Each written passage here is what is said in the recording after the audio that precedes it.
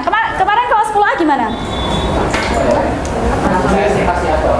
Aba-aba. Oh gimana Alvin? Udah pemanasan juga sih, breaking pakai kasih. Gimana? Oh kasih W gitu. Siapa yang mau mimpin di depan? Oke Alvin ya, Alvin mimpin di depan yuk video. Oke, Alvin mimpin di depan, saya di sini. Kamu di sini sayang.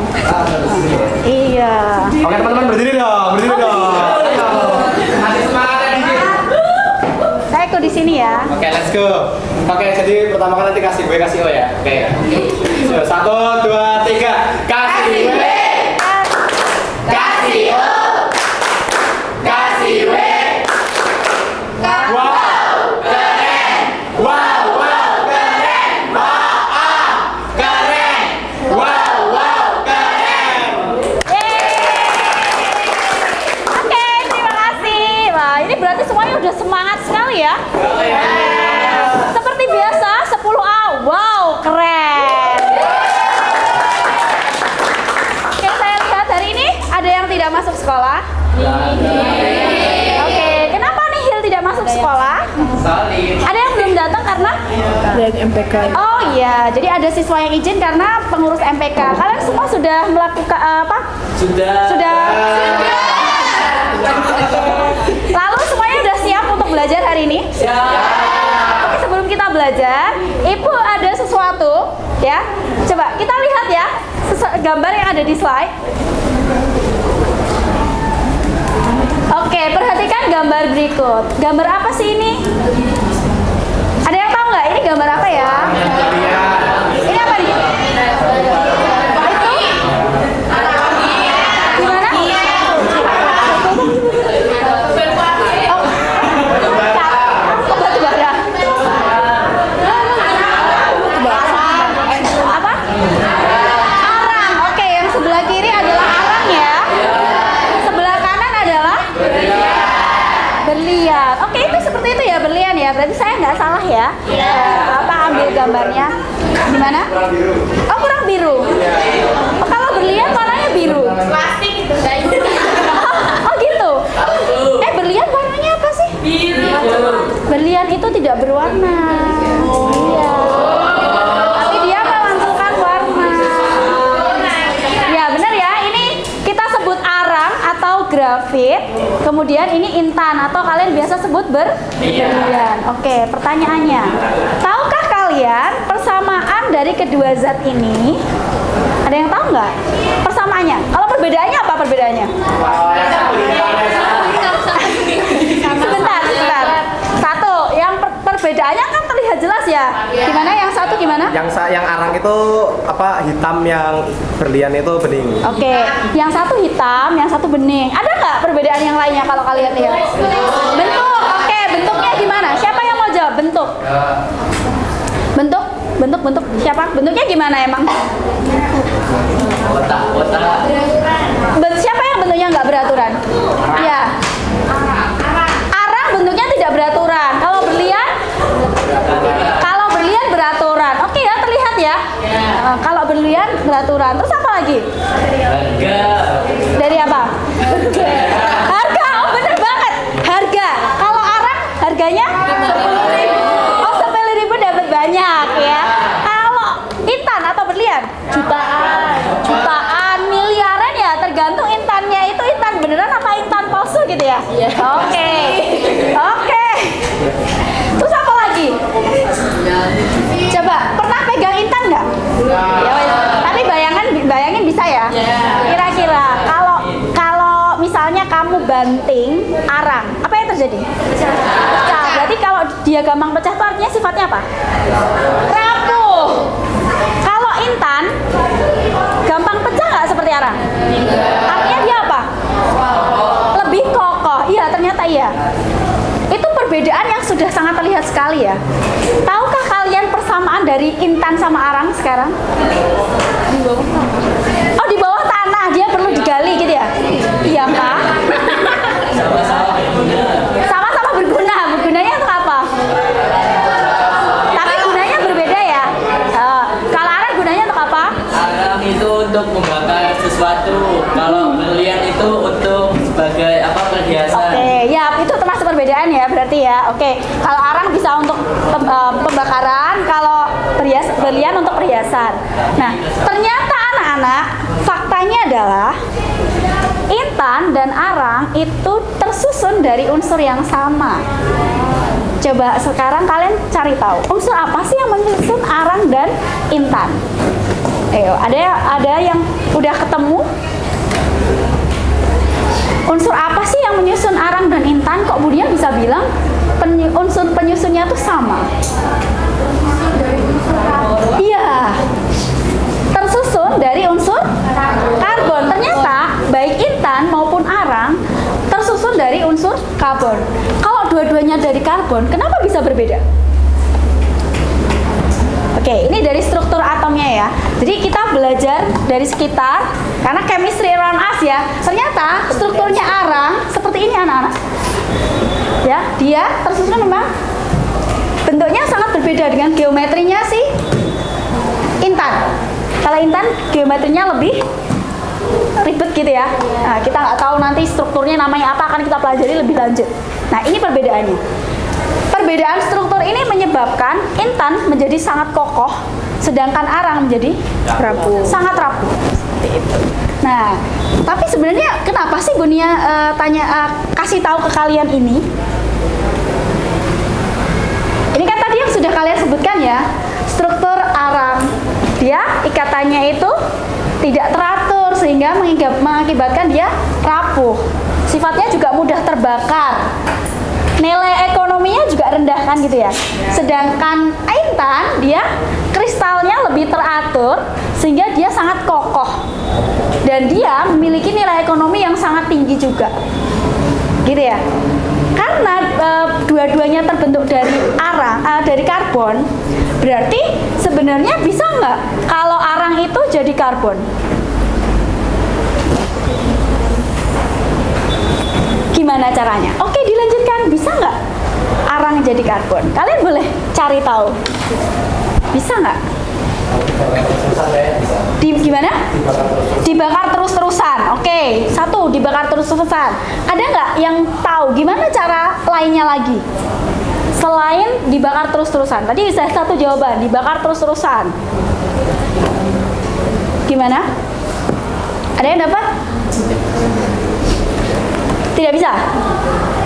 Bagaimana cara menjadi intan? Supaya karbon bisa jadi intan, bukan jadi arang. Gimana caranya? Ada yang sudah dapat? Tadi?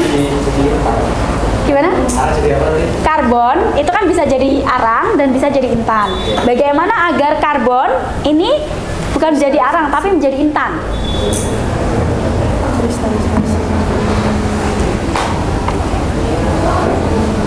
Ada yang sudah dapat jawabannya?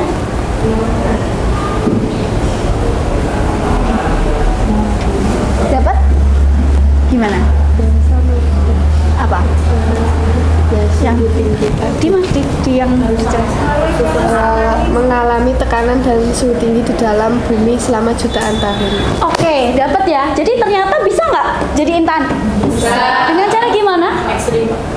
Dia mendapatkan tekanan yang sangat tinggi, suhu yang sangat tinggi selama jutaan tahun lamanya. Nah, itu motivasi untuk kita semua. Kamu mau jadi arang atau mau jadi intan? Intan. Gimana berarti caranya biar jadi intan? Ini adalah sebuah proses untuk menjadi sebuah intan. Dia melewati proses yang sangat panjang dengan penuh tekanan, dengan suhu yang sangat tinggi. Akhirnya jadi sesuatu zat yang indah sekali. Nah, kalian saat ini juga sama. Kalian pengen jadi intan nggak? Mau. Siap nggak dengan proses yang akan kalian lalui? Tekanan dan suhu yang tinggi dengan proses yang panjang. Siap nggak? Siap ya? Siap. Kalau intan itu kan dibakar, dipanasin, ditekan. Kalau kalian apa? Proses belajar. Ketidaknyamanan yang kalian lakukan itulah yang akan membawa kalian menjadi sebuah intan yang indah pada akhirnya nanti. Siap untuk berproses hari ini? Siap. Oke, terima kasih. Nah, ini motivasi untuk kita semua ya. Kata motivasi hari ini adalah untuk menjadi sebuah intan, kita memerlukan proses yang sangat panjang dengan tekanan dan suhu yang sangat tinggi. Oke, kita kembali ke materi kita hari ini ya. Udah siap semuanya? Siap, oke. Nah, kita akan mengadakan proyek kolaborasi dengan beberapa mata pelajaran. Yang pertama ada sejarah, bahasa Indonesia, geografi, bahasa Inggris, dan beberapa mapel yang lainnya.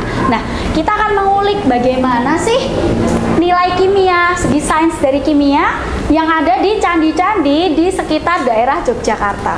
Oke, kalian udah kenal belum? Ada candi apa aja sih di Jogja? Prambanan, oh yang paling gede Prambanan. Borobudur di Jogja ya? Iya, Borobudur ada candi tapi dia bukan di Jogja. Nanti yang tak kasih contoh untuk contoh di video Borobudur ya, saya izin ya. Plausan, terus ada apa lagi? Candi Boko, Ratu Boko, apa lagi? Candi itu ukurannya gimana sih ukurannya? Besar ya? Besar ya? Dia tersusun dari apa? Kalian tahu nggak? Batu apa? Batuan alam. Batuan alam. Batu apa? Andesit. Batu andesit itu yang seperti apa? Yang warnanya abu-abu. Oh, yang warnanya abu-abu. Kira-kira zat kimia yang ada di dalam batu andesit itu apa ya? Wah, belum tahu ya? Nanti kita cari tahu bareng-bareng ya. Oke, sebelum kita masuk ke sini ya, jadi nanti kita akan belajar tata nama zat, tata nama senyawa kimia. Makanya tadi tanya, batu andesit itu isinya apa ya zat kimia? Dan kita juga akan belajar bagaimana reaksi-reaksi yang terjadi, reaksi kimia yang terjadi di candi tersebut. Ya, karena kan kadang ngerasa nggak, ngelihat nggak, candi itu ada yang lego, ya nggak? Ada yang dia terkikis, itu terjadi reaksi kimia di situ atau dia memang hanya karena apa ya, terkena misalnya kena batu lain atau misalnya apakah ada reaksi kimia tertentu atau hanya terjadi reaksi fisika di situ? Kita akan cari tahu, gitu ya. Tapi sebelumnya kita lihat video dulu ya. Balai Konservasi Borobudur telah semakin melakukan pembersihan struktur bebatuan Candi Borobudur. Pembersihan rumput dan rumput yang menempel ini dilakukan dari lantai, relief hingga stupa induk.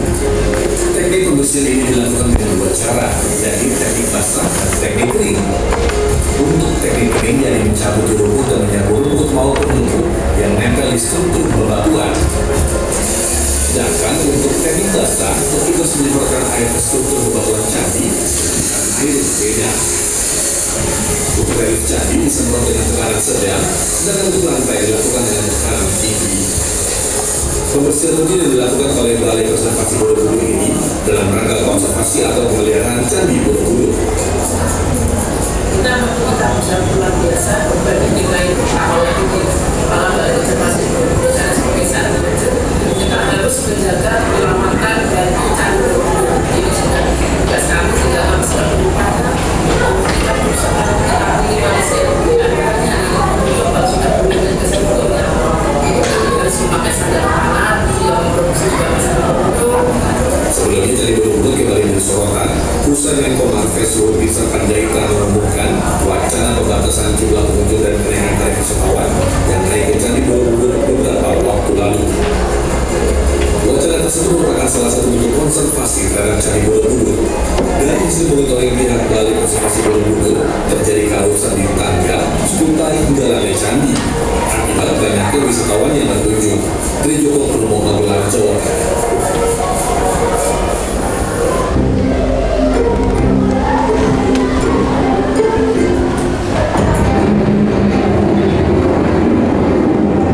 Letusan besar Gunung Merapi tahun 2010 tak hanya membahayakan keselamatan manusia di sekitarnya, namun juga candi yang telah berdiri megah selama 13 abad ini.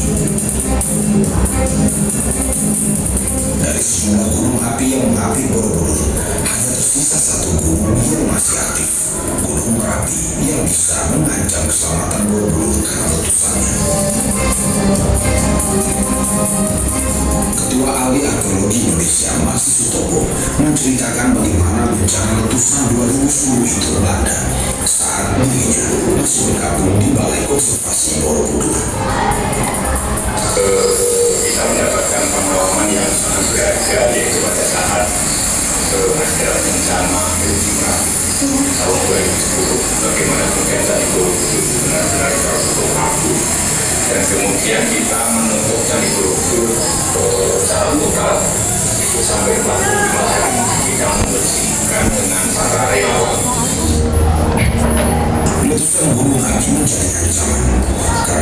vulkaniknya bisa memicu reaksi kimia yang merusak batuan candi. Ribuan tahun silam, Candi Borobudur dikelilingi danau, ibarat bunga teratai di atas air. Endapan danau purba yang mengering kini menjadi lapisan tanah yang disebut lempung hitam. Jenis tanah ini kini menjadi ancaman geologis bagi sekeliling Candi Borobudur. Strukturnya yang tidak stabil mampu memicu goncangan yang lebih kuat. Bahkan likuifaksi atau pencairan tanah yang bisa melahap bangunan di atasnya ketika terjadi gempa. Saudara, kali ini saya diajak untuk melihat langsung sampel tanah atau lempung hitam yang ada di sekitar Candi Borobudur.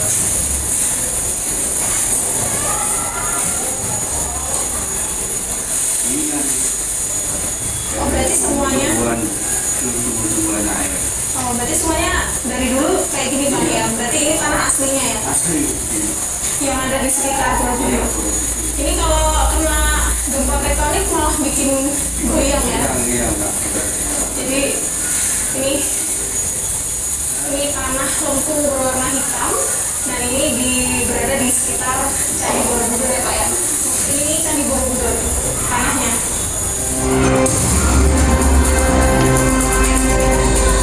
Jadi yang begitu rawan adalah daerah-daerah sekitar Bukit Borobudur yang makanya tadi dari lembungan itu kalau ada gempa dia akan lebih memicu sekarang. Satu itu, yang kedua lembung itu kalau kena air dia akan mengubah. Jadi kalau mengubah ini bahaya terjadi likuifaksi. Kalau goncangan dia mengubah atau naik keluar tidak stabil.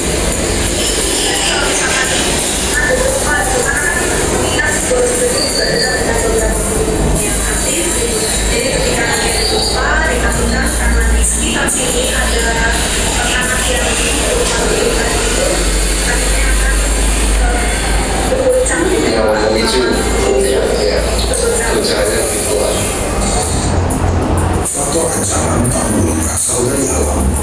Kunjungan wisatawan yang mengagumi kemegahan candi bisa membuat haus bebatuan karena langkah kaki mereka.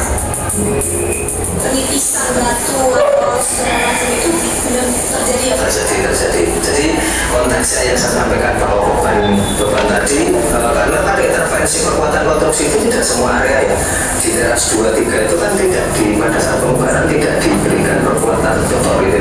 Di area Plateu ini yang memang cukup sensitif gitu ya kalau kita istilahnya membuka dengan banyak orang yang tidak terbatas, kemudian termasuk sebenarnya kalau ngomong tadi yang saya katakan tentang kausan yang terjadi itu juga kan istilahnya manajemen pengelolaan atau sistem manajemen itu diperlukan untuk meminimalisir terjadinya kerusakan-kerusakan yang seperti kausan dan masa dari sebagainya. Berpacu melawan waktu menyelamatkan Borobudur. Inilah yang dilakukan oleh para petugas konservasi. Dedikasi dan kecintaan membuat mereka bertahan melawan Borobudur menghadapi setiap tantangan yang terus berdatangan. Oke, tadi apa aja yang kalian lihat di video tersebut? Ada apa aja? Tadi kan contohnya candi mana tadi? Nah, ini Candi Borobudur ini tidak terletak di Jogja, tapi kurang lebih karena lokasinya yang berdekatan sehingga batuan penyusun candinya itu hampir sama dengan yang batuan penyusun candi-candi di Jogja. Oke, sambil. Nah, apa aja yang tadi kalian lihat di sana? Orang yang rela membersihkan Candi Borobudur dan juga Borobudur kan sering ada ancaman dari kayak letusan gunung berapi yang apinya kena dan itu airnya ditutup terus dibersihkan sampai 5 hari. Jadi itu agak lama prosesnya ya, memang karena candinya sangat besar sekali, arcanya juga ada banyak sekali. Jadi ketika terkena waktu itu debu dari letusan gunung berapi, ya lama itu 5 hari mungkin lebih ya. Jadi untuk membersihkannya. Nah di situ kita bisa melihat ternyata candi atau bahan-bahan yang terbentuk dari batuan ini kan dia besar ya, meskipun besar ternyata sangat mudah sekali untuk rapuh gitu ya. Nah pertanyaannya, kenapa sih candi bisa rusak walaupun kamu tahu kalau dia itu terbentuk dari batuan yang sangat berat, sangat besar? Kenapa dia bisa rusak? Tadi kan di video ada ya sedikit penjelasannya. Nah hari ini kalian akan belajar lebih banyak apa? Ada jawab? Jadi kalau misalnya terletusan gunung berapi itu batunya itu bakal kena picuan reaksi kimia yang bikin dia tuh lama-lama bakal terkikis pelan-pelan. Itu sih yang nanti tak tahu. Terus mungkin kalau hujan terus nggak dibersihin lumut-lumutnya, lama-lama bakal nutupin yang bikin dia bisa hilang-hilang. Iya, jadi ternyata ada reaksi kimia di situ, ya kan? Ada reaksi kimia di situ pada saat terjadinya pengikisan, ya, pengikisan batuan candi karena adanya letusan Gunung Merapi mungkin ditambah dengan adanya air hujan yang turun, ditambah lagi ketika dia terkena tekanan, ketika ada pengunjung tekanan kaki, ternyata hal-hal itu juga mempengaruhi candi atau batuan candi itu lama-lama akan terkikis. Nah, hari ini kalian akan belajar lebih banyak. Kenapa itu bisa terjadi dan ada nggak sih cara untuk mencegah supaya itu nggak terjadi, gitu ya.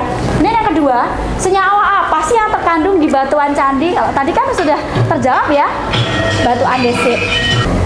Kan tadi kalau misalnya candi terus menerus mengalami pengikisan, kira-kira lama-lama akan hilang nggak?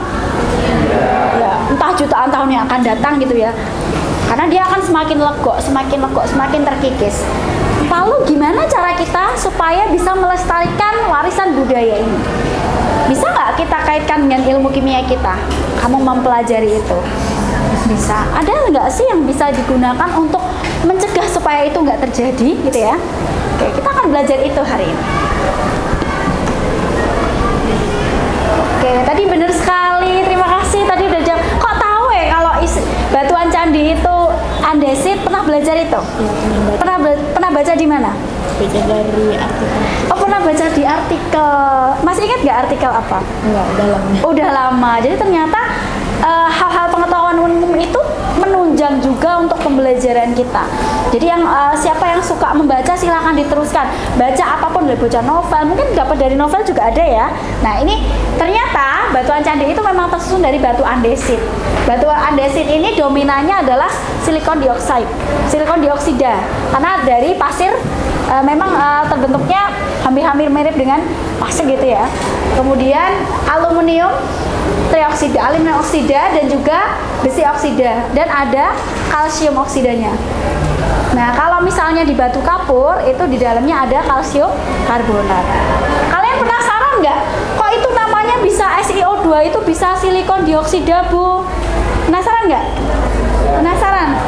Kenapa SiO2 namanya silikon dioksida, tapi kalau Al2O3 namanya aluminium oksida, bukan aluminium trioksida? Nah, karena ikatan kimianya berbeda. Nah, ini juga adalah salah satu materi yang akan dipelajari untuk mendukung pembahasan tentang candi ini. Nih ya, kalau CaCO3 namanya apa, anak? Kalsium karbonat. Dari penyusunnya Ca itu kalsium. CO3 ini adalah ion karbonat. Sehingga kalau CaCO3 kalsium karbonat. SiO2 silikon dioksida. Nah, kenapa kalau kalsium karbonat belakangnya A gitu ya? Kalau SiO2 belakangnya ida. Apa yang membedakan? Yang kalau kalsium karbonat itu bukan tulisnya CaCO3. Sedangkan yang kedua itu langsung O2. Ya, jadi salah satunya adalah jumlah unsur yang ada di situ. Kalau misalnya terdiri dari 2 unsur saja, belakangnya biasanya ida. Karena kita sebut mereka senyawa biner. Tapi kalau lebih dari 2 unsur, dia termasuk senyawa poliatom. Nanti bisa belakangnya at, bisa belakangnya it. Nah, macam-macam ya. Kemudian ada Fe2O3, besi 3 oksida. Kok ada angka 3-nya di dalamnya? Apa ya itu? Kenapa kalau Al2O3 dengan rumus yang hampir sama ya? Al2O3 dengan Fe2O3 bedanya hanya Fe dan diganti Al ya. Tapi namanya sangat beda sekali. Kira-kira kenapa ya? Kalian penasaran nggak? Penasaran ya? Nah, kita akan pelajari itu ya. Ini jadi baru spill ya. Oke. Nah, jadi dalam tata nama senyawa ini adalah cara untuk aturan-aturan dasar dalam tata nama senyawa. Kita menggunakan aturan IUPAC. Jadi IUPAC itu organisasi yang memang mengatur kesepakatan dalam pembahasan ilmu kimia, gitu ya. Jadi kalau kita mau menamai senyawa, itu kita sebutkan dulu nama kation. Kation itu ion positif ditambah ion negatifnya. Jadi kalau misalnya tadi seperti yang kita dapat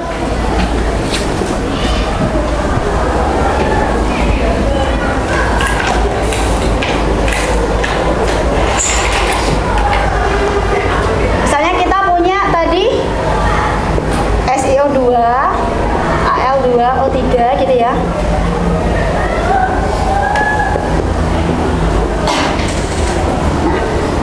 Kation itu biasanya adalah ion logam ya. Jadi kalau misalnya di Al2O3, aluminium ini kan logam ya. Jadi nanti ini dari ion positifnya atau kation, sedangkan oksigen itu adalah ion negatifnya atau anion. Sehingga ketika mereka diberi nama, maka akan kita sebutkan nama kation ditambah nama anion. Nama kationnya siapa berarti? Aluminium. Kemudian ditambah nama anionnya, karena ini dua unsurnya, belakangnya ida. Kan oksigen ya, oksigen plus ida gitu ya. Nah, oksigen kita hanya ambil akar nama depannya saja. Jadi ida. Makanya jadi namanya adalah aluminium oksida. Oh gitu ya. Nah, kalau silikon sama oksigen. Nah, silikon di sini, nih ya, kapan jadi kation? Kalau dia itu ionnya ion logam. Anion kalau dia ion non logam. Sedangkan silikon dengan oksigen dua-duanya adalah non logam. Ikatannya berbeda dengan aluminium oksida. Sehingga nanti penamaannya juga berbeda. Makanya penamaannya di sini ada dioksidanya. Gitu ya. Oke. Beda lagi dengan Fe2O3. Kenapa ada angka Romawinya di situ? Ya, karena Fe ini nanti bisa membentuk ion lebih dari satu macam. Jadi Fe bisa Fe2+, bisa Fe3+, sehingga kita perlu menuliskan muatannya di sini. Gitu ya. Oke, ada pertanyaan dulu anak-anak? Nggak ada? Oke, kalau nggak ada, gimana? Nggak ada. Kalau nggak ada, Ibu sekarang sudah kirimkan ke PJ tentang jurnal yang harus kalian baca dulu untuk cari tahu zat apa saja sih yang ada di dalam batuan candi, kemudian reaksi-reaksi apa yang terjadi pada pengikisan batu candi atau pelapukan batu candi. Nah, nanti kalian ini berkelompok 4 anak ya, jadi depan belakang saja. Kemudian nanti salah satu kelompok akan presentasi di depan sebagai hasil pencariannya dari literasi yang sudah dilakukan. Oke, sudah? Bisa? Oke, bisa diakses ya jurnalnya? Oke, silakan bisa dimulai sekarang. Oke, jadi bahan diskusinya ada 3 ya anak-anak ya. Yang pertama, zat kimia apa saja yang terkandung pada batuan candi. Jadi kamu, karena batuan itu kan pasti campuran ya, nggak mungkin hanya ada satu zat di situ. Jadi kamu boleh cari tahu sebanyak-banyaknya. Bahkan mungkin kalau ada persentasenya boleh kalian tuliskan juga. Kemudian reaksi kimia apa yang terjadi pada pengikisan dan pelapukan batu candi. Nah, silakan itu nanti ditulis ya reaksinya. Bagaimana upaya pelestarian wisata budaya candi ditinjau dari ilmu kimia. Nah, upaya pelestariannya itu mungkin dengan pencegahan reaksi kimia pelapukan itu bagaimana? Mungkin kamu tadi ada pembersihan dari lumut atau yang lain-lain, gitu ya. Oke, gimana Lala? Bukan Lala. Naila? Bu mau tanya. Iya Naila. Ini jumlahnya satu atau semua yang dibuka? Ini kan berberapa? Berempat. Berarti bisa kan yang 3 buka jurnal, yang 1 nulis. boleh. Jadi aku nulis. Gitu. Oke, pembagian kelompok yang sangat adil ya. boleh.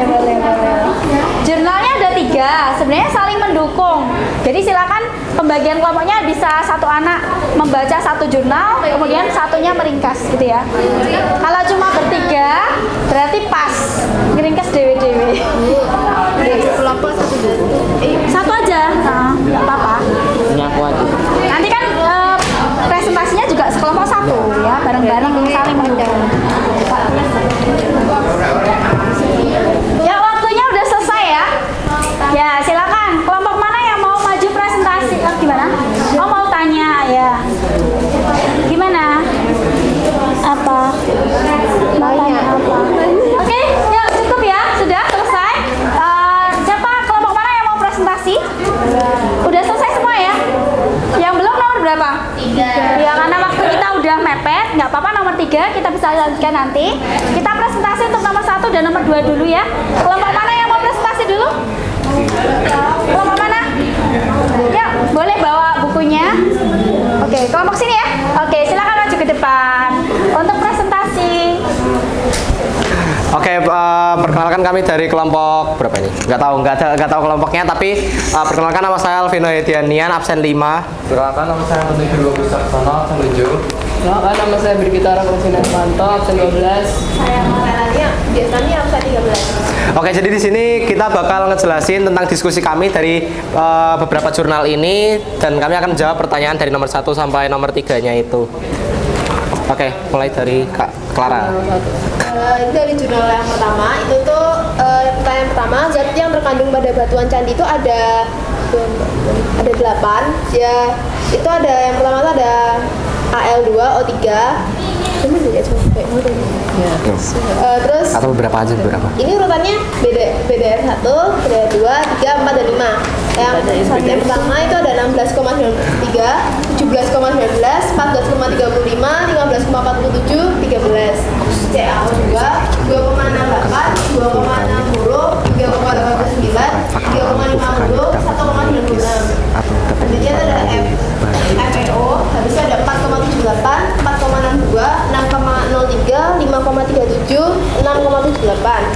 Selanjutnya ada Fe2O3 itu 5,31, 5,19, 6,1, 5,27, 7,53. Selanjutnya bisa dibaca sendiri di jurnal pertama ya. Itu angka apa sih?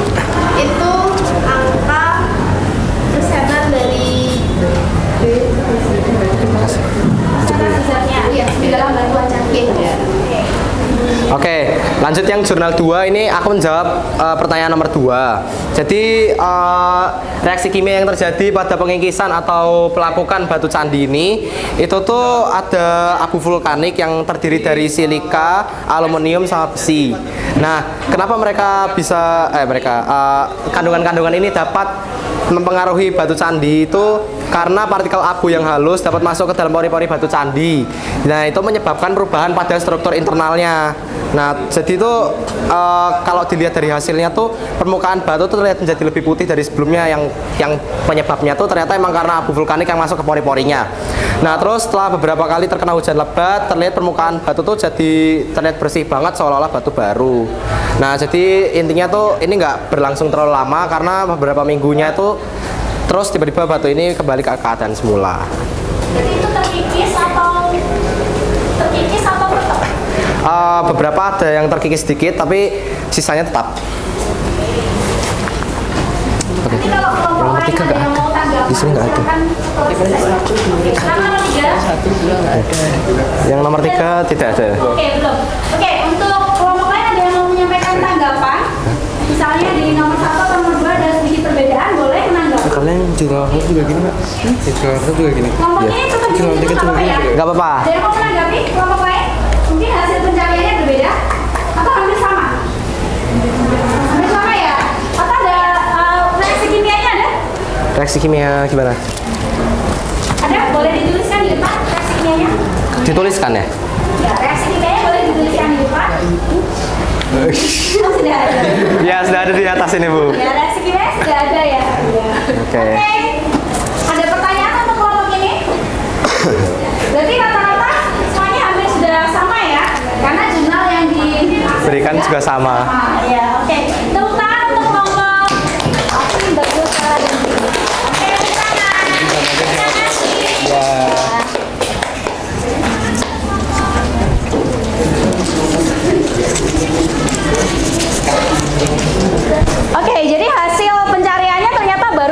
lagi nomor 2 ya. Jadi kalian belum bisa mencari tahu bagaimana upaya pelestarian ya wisata budaya candi ditinjau dari ilmu kimia. Nah, hari ini kan kalian sudah belajar mengenai teori tentang batuan candi itu isinya apa, tentang bagaimana sih reaksi-reaksi yang terjadi ketika batu candi lapuk atau terjadi pengikisan, atau ketika batu candi itu terkena abu vulkanik, ketika batu candi kena air hujan. Nah, dimana itu adalah beberapa reaksi yang memungkinkan terjadinya pengikisan batu candi. Nah, ke depan ya silakan masuk Buan. Ya, ke depan nanti kalian akan ada kesempatan untuk kalian bisa berkunjung langsung ke candi-candi yang ada di daerah istimewa Yogyakarta. Nah, nanti setiap kelompok silakan mengunjungi candi yang berbeda ya.